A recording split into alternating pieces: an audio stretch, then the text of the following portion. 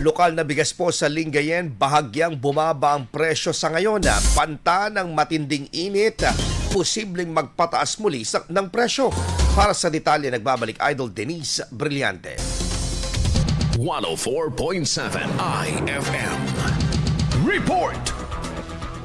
Bahagyang bumaba ang presyo ng local rice sa Lingayen, Pangasinan kumpara sa presyo ng imported rice ayon sa ilang manlalako sa pamilihan. Sa panayam ng IFM News Digupan, sinabi ni Mang Donald na dahil umano sa panahon ng pag-aani kaya bahagyang bumaba ang presyo nito sa ngayon. Ngayon, medyo naman, bumaba yung price natin ng local rice ngayon kasi anihan eh.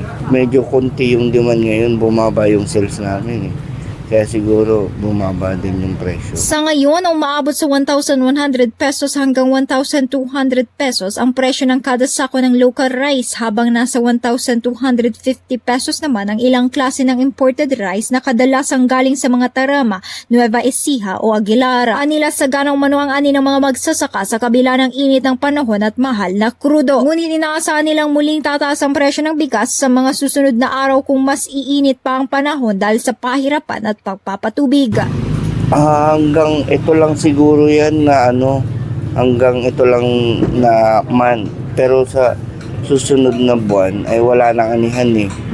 Sigurado tataas na naman. Nauna nang binawasan ng DA ang tansya nitong 2026 sa palay output taas sa 19.87 metric tons mula sa orihinal na target na 20.28 metric tons dahil sa pagsirit ng mga gastos sa produksyon at nagbabantang El Nino. Kaugnay nito noong Miyerkules, itinaas ng Pag-asa ang El Nino alerta, hudyat na maaari nang maramdaman ang epekto nito na maaring makaapekto sa agrikultura. Kasama mo mula rito sa IFM News Dagupan, it's Idol Denise Brillante Tata, IFM.